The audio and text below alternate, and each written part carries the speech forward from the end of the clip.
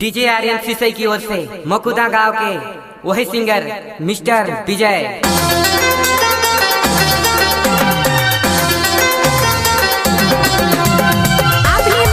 सुना Aryan music centre Sisai.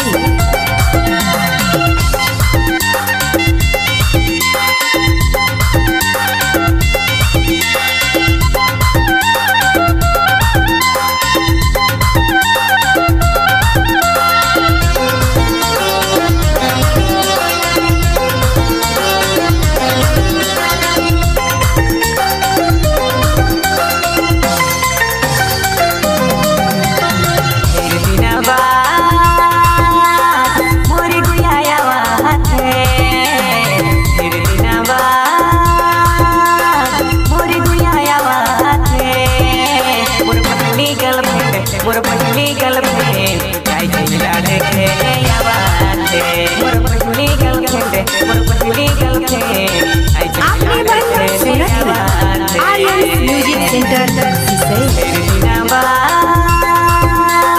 मोर दुया आवाज़े तेरे नामा मोर दुया आवाज़े मोर पहली गर्लफ्रेंड आई जिला देखे आवाज़े मोर पहली गर्लफ्रेंड आई जिला देखे आवाज़े।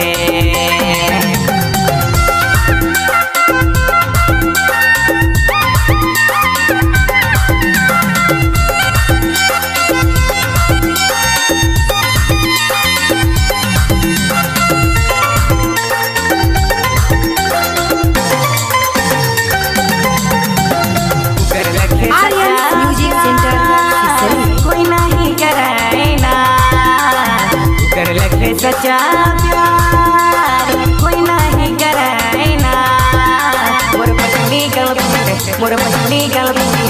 आई जिला देखे आवाज़े मोर पहली गर्लफ्रेंड आई जिला से मिले आवाज़े।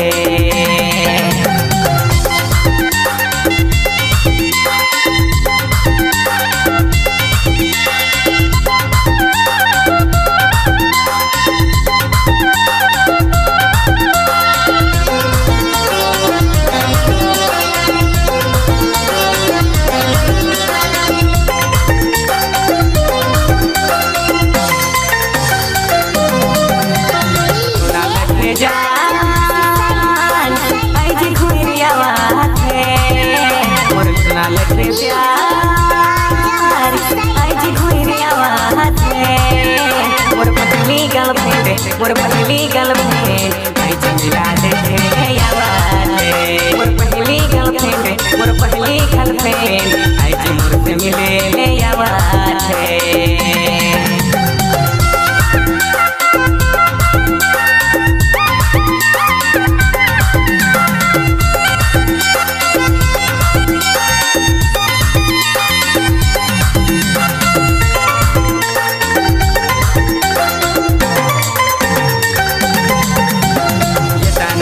आर्यन के छोड़ तू कहाँ रही फिरे जितना दिन आर्यन के छोड़ तू कहाँ रही फिरे मोर पहली गर्लफ्रेंड आई जिला देखे आवाज़े मोर पहली गर्लफ्रेंड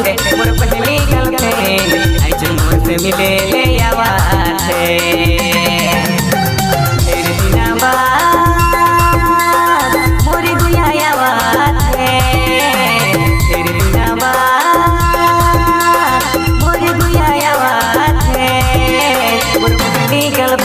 मोर पहली गर्लफ्रेंड आई जिला देखे आवाज़े मोर पहली गर्लफ्रेंड आई जिला देखे आवाज़े।